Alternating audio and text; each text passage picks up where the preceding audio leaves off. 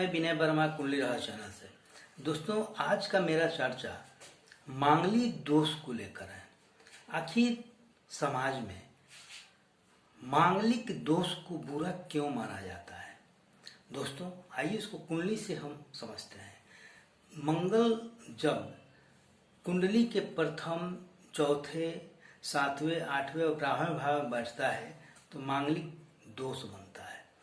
दोस्तों, लेकिन यह योग, मांगलिक योग जो होता है और प्रचंड कब हो जाता है कि जब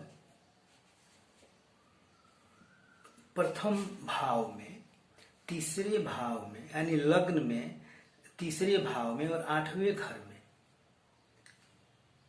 केतु या बुध बैठा हो। ध्यान दीजिए, ये मंगल और प्रचंड कब हो जाता है, इसका प्रभाव और बुरा कब हो जाता है। तो अगर केतु और या बुध लग्न में बैठा हो अर्थात प्रथम घर में बैठा हो, तीसरे घर अर्थात पराक्रम भाव में बैठा हो, 8वां घर में अगर बैठा हो बुध या केतु, और तब मंगल अगर लग्न में बैठा हो यानी प्रथम भाव में बैठा हो, चौथे भाव में बैठा हो, 7वें भाव में बैठा हो, 8वें भाव में बैठा हो या 12वें भाव में बैठा हो, तो यह मंगल की जो अवस्था होती है यह बिल्कुल कंप्लीट हो जाती है। ऐसे जातक की कुंडली जिसमें इस तरह का योग बनता है, मंगल जो बैठकर केतु और बुध तीसरे, प्रथम, तीसरा और 8वें भाव में बैठता हो, तो यह मांगलिक और भी खतरनाक हो जाता है और भी भारी हो जाता है। ये बिल्कुल कंप्लीट बना देता है मांगलिक दोष। तो मांगलिक जो कुंडली होती है, मांगलिक जो बच्चा होता है, जो जातक होते हैं, उनके साथ मांगलिक कन्या का ही विवाह करना क्यों जरूरी है? आखिर मंगल को खतरनाक क्यों समझा जाता है? आइए इसको समझते हैं। दोस्तों, ऐसी अवस्था में फिर हम यह गणना करते हैं कि मंगल किस भाव में बैठा है।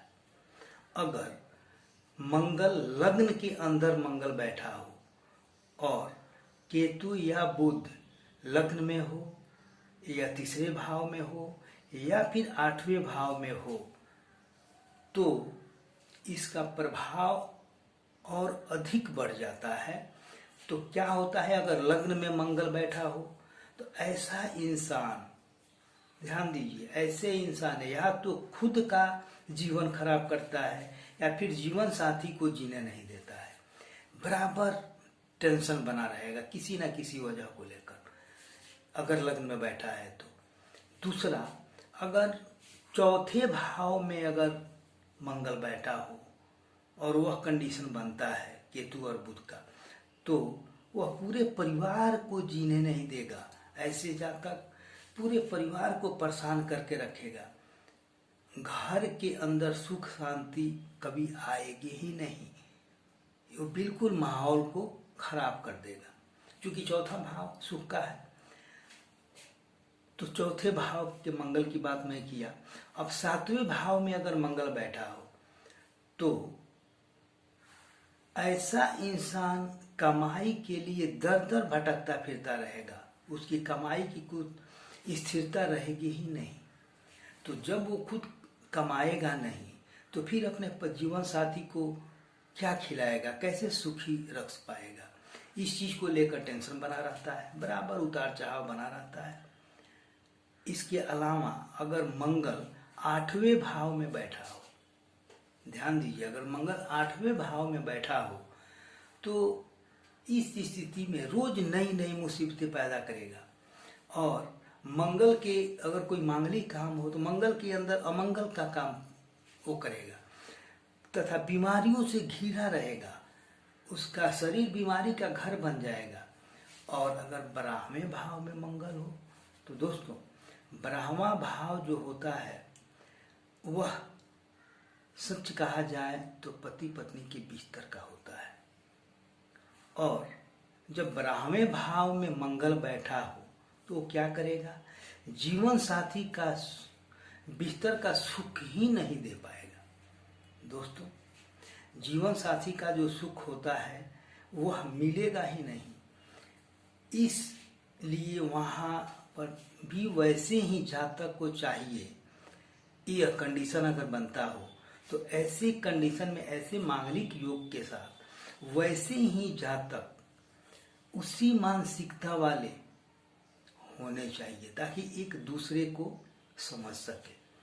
और मंगल का यह जो पावर है दोनों में समान बना रहे। दोस्तों अब आपने समझ गया होगा, समझे होंगे कि मंगल क्यों हम मंगल मांगलिक योग पे ध्यान देते हैं, उससे डरते हैं।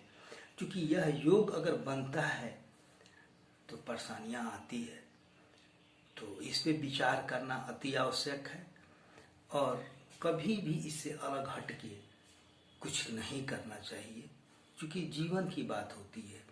इसलिए मांगलिक दोष को खतरनाक माना जाता है। दोस्तों आप अपनी कुंडली देखिए, अपने बच्चों की कुंडली देखिए, शादी करने जा रहे हैं तो एक बार अपने उस कुंडली को, बच्चे की कुंडली को जरूर एक बार निगाह में देखिए। क्या पहले भाव, चौथे भाव, सातवें भाव, आठवें और 12वें भाव में मंगल बैठा है? अगर बैठा है तो क्या बुध और केतु पहले भाव, तीसरे भाव, 8वें के घर भाव में बैठा है? यह कंडीशन भी जरूर देखिएगा। और फिर अगर आपको समझ में नहीं आए तो हमसे राय लीजिए या किसी विद्वान के पास जाइए जो आपके समीप हैं, वो आपको सही सलाह देंगे। दोस्तों हम आशा करते हैं कि आप इसको अच्छी तरह समझे होंगे। दोस्तों अंत में हम यह कहेंगे कि अभी तक आपने मेरे चैनल को अगर सब्सक्राइब नहीं किया है तो कृपया करके सब्सक्राइब कर लें, मेरे वीडियो को शेयर करें, क्योंकि आपके माध्यम से औरों को भी लाभ मिल सके। दोस्तों लाइक करना नहीं भूलें, उससे मेरी हौसला बढ़ती है। दोस्तों अगले वीडियो में फिर मिलेंगे, तब तक के लिए जय माता दी।